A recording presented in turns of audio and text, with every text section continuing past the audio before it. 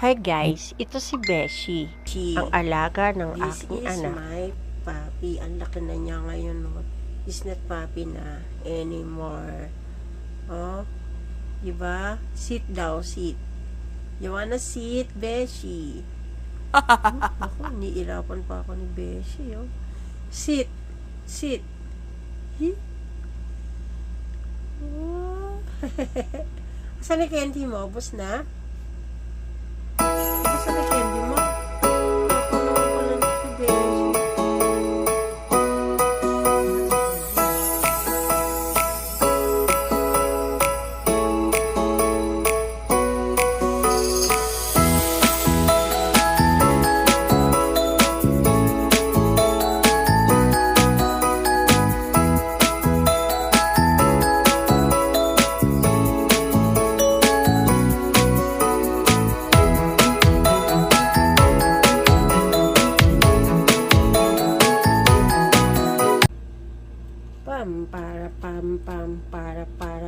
Pam. Oy.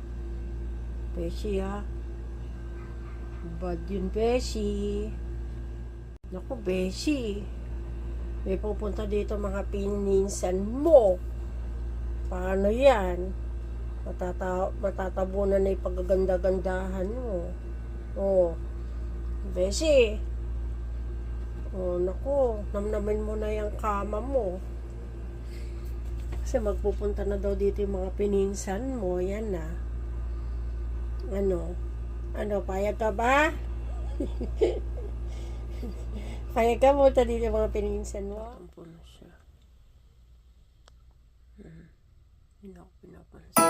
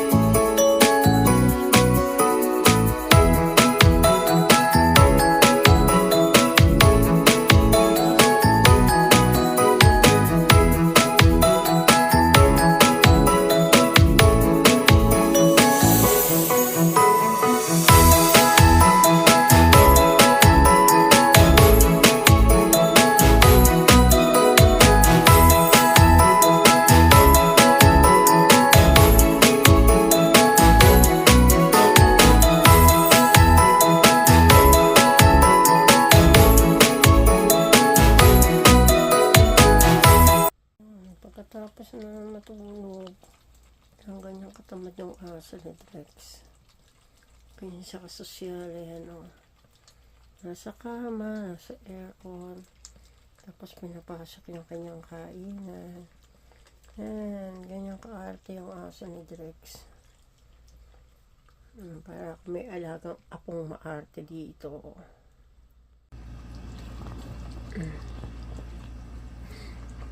Ngayon siya katamad. Iinom lang eh. Kailangan dapat nakahiga pa. Oh, nakadapa, nakahiga. Diba?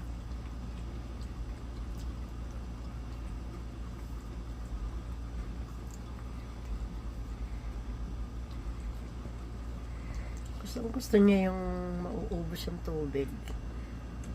Tapos magkakatubig ulit.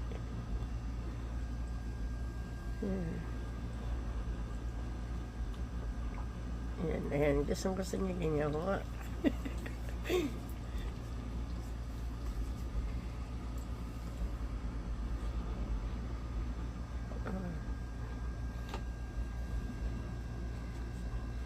Pupunas pa ng bibig niya. Ayaw niyang basa yung bibig niya. Punasan pa dun sa bed niya. Kaliligo lang yan eh. Kakain, kaliligo, sarap ng buhay.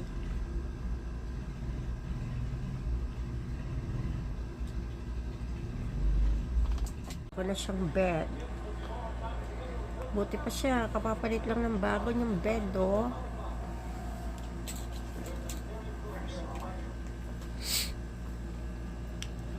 Ano?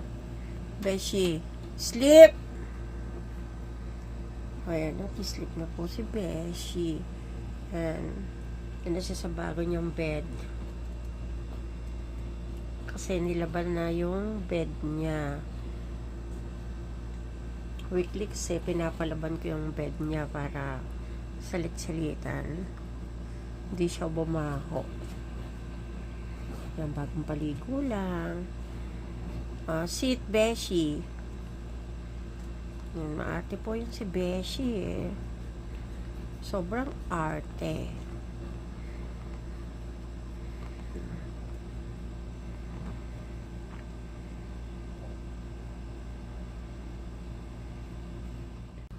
Ayan, matutulog na siya. Yan na po si Beshi. Yan ang arte. Super arte niyan. Yan, matutulog na siya sa bago niyang bed. Yan, laki na siya, oh. Napaka-long-legged naman ni Beshi. Oh. She's so big na. Yan. Sleep ka na, Beshi. Sleep now. Sleep now. Hello guys, ito yung aso ni Drex, yung anak kong lalaki. Yan. Yan yung alaga niya. Yan, si Beshi is spoiled.